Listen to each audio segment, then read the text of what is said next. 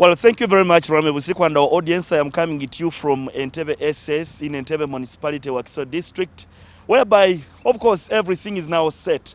And 10th of January, all schools will be reopening. But of course, as these schools reopen, there are a number of guidelines that were issued by the Ministry of Education in as far as ensuring there is a safe reopening. Among them, of course, is automatic promotion. There was a grant also that was given to government-aided schools, not to the private.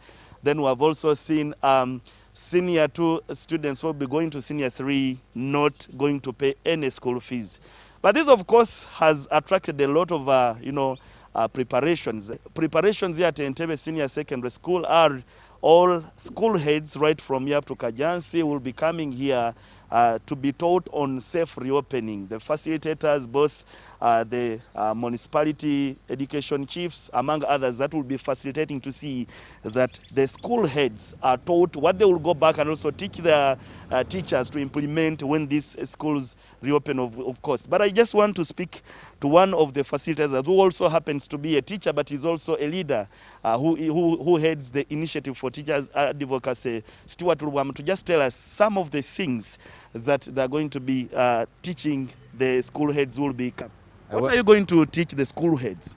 We are here for a 3 days training, and it began with last week where we were invited at Kabulasoke PTC, where there was a government and a private head teacher who was invited to be taught on how can we have a safe reopening of schools.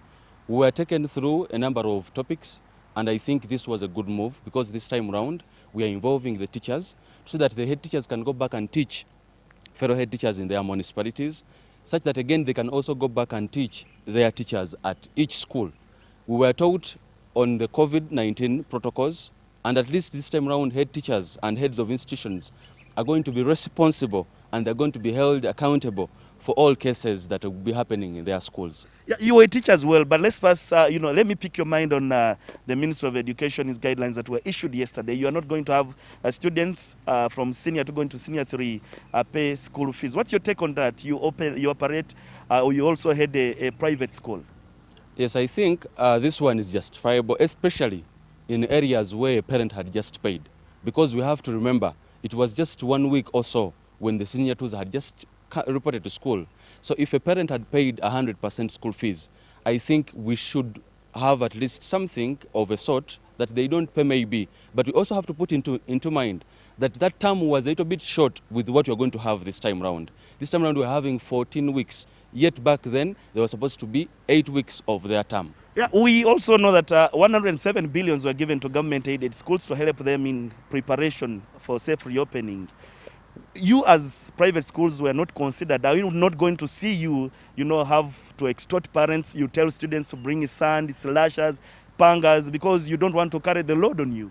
For me, what I think, and generally what I can say, surely the government has failed us on that. The government has not come to intervene, but they will always say they know and they understand the situation we are going through.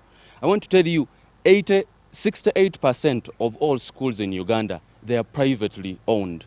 And the private sector is putting a huge contribution to the education system. These students we are teaching, they are not ours. They are citizens of this country. And I think the government has to make sure that it emphasizes or comes out to help. But it doesn't come out. What is left for us? We have to make our own solutions, and we have to make sure that at least we create all layers with our parents on how can we handle this situation. We have to be very understanding and welcome them the way they are. Same applies to our learners. And I think these solutions to open up private institutions have to come from private institutions. If it is going back for loans, I think we should get that. Well, for time purposes, we'll leave it there. But Stuart, thank you very much for speaking to us. Thank you too for coming around. And I please want to encourage all parents, encourage all learners, please turn up. 10th is the date which is set. Teachers, wherever you are, because I know very many of them are in villages. And I want to tell you, if they are saying only 70% have received the first jab. But I've said those who are not vaccinated will not be allowed to access schools. This is really also hard because it is 28% who are fully vaccinated. Now, I don't know, but I know there is going to be a gap. And bearing in mind the situation we have been going through, some are resorted to private businesses. It is going to be hard for us to convince them. However, I believe we have to open schools because that is what we have to do. We need to open schools. Everything else will happen by default. Well, thank you very much, Stuart. Thank you too. Well, Stuart Lubwam is a head to the initiative for teachers advocacy, but also is going to be one of the facilitators to the school heads who will be having a training here on safe reopening of the schools.